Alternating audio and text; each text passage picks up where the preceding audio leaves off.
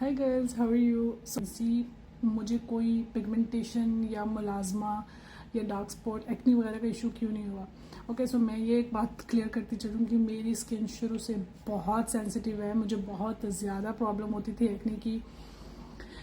Acne अगर ख़त्म हो जाती थी तो एक्नी स्पॉट्स रह जाते थे। बट और मुझे प्रेगनेंसी के दौरान में कुछ यहाँ पर सिर्फ इन 2 जगहों पर मुझे मलाजमा का इशू हुआ था। एक तो मैं उस टाइम पे भी केयर करती थी जो भी डॉक्टर आपको सजेस्ट करता है, बिकॉज उस टाइम आप कोई ऐसा सीरम कोई चीज़ भी आप यूज़ नहीं कर सकते अपने स्किन पे, तो आपको अपने डॉक्टर की रिकमेंडेशन के साथ ही कुछ यूज़ करना होता है। सो मुझे उस टाइम में कुछ डॉक्टर्स ने गाइड की थी चीज़ें, मैं वो यूज़ करी थी। देन बाय द वे मैंने पाकिस्तान की कोई ऐसा सीरम या कोई ऐसा अच्छा ब्रांड की चीज़ें नहीं, PRP इनफैक्ट मैं वो भी करा चुकी हुई हूँ, बट मुझे किसी चीज़ से कभी फ़र्क नहीं पड़ा।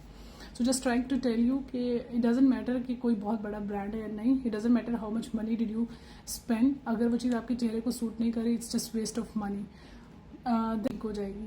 खैर एनीवेज, फिर वन फाइन डे में I went to one hyper market and मुझे वहाँ पे कोलेजन सीरम दिखा। I was not even 1% sure कि इससे मेरी स्किन पे कोई फ़र्क पड़ेगा, बिकॉज मैंने बहुत सारी चीज़ें ट्राई कर ली थी और मुझे किसी चीज़ से कभी फ़र्क नहीं पड़ा था।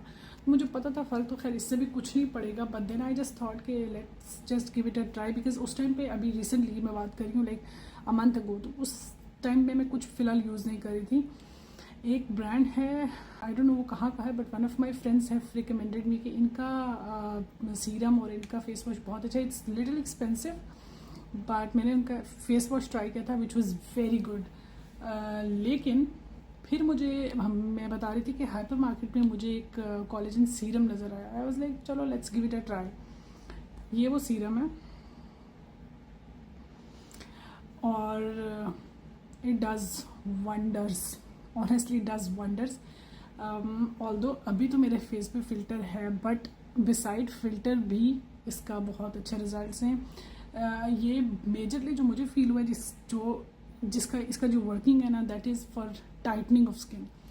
ये जो एंटी एजिंग हो जाती है ना, खैर 30th के बाद शुरू होती है, लेकिन और 30th के बाद तो लाजमी आपको यूज़ करना चाहिए, बट बिफोर भी अगर आप करते हैं so it has great impact on your face. आपको ये लाजमी यूज़ करना चाहिए। मुझे इनिशियली 1 हफ्ते बाद फील हुआ कि मेरी स्किन बहुत अच्छी हो रही है। जब मैं सुबह सो के उठती थी तो it was glowing at tightening, but then I realise no, it may be it's just my my doubt, or maybe what I can say, it's just me thinking like this. Maybe ऐसा कुछ खास नहीं है, maybe मुझे शक है, और it's just my instinct, but it is true.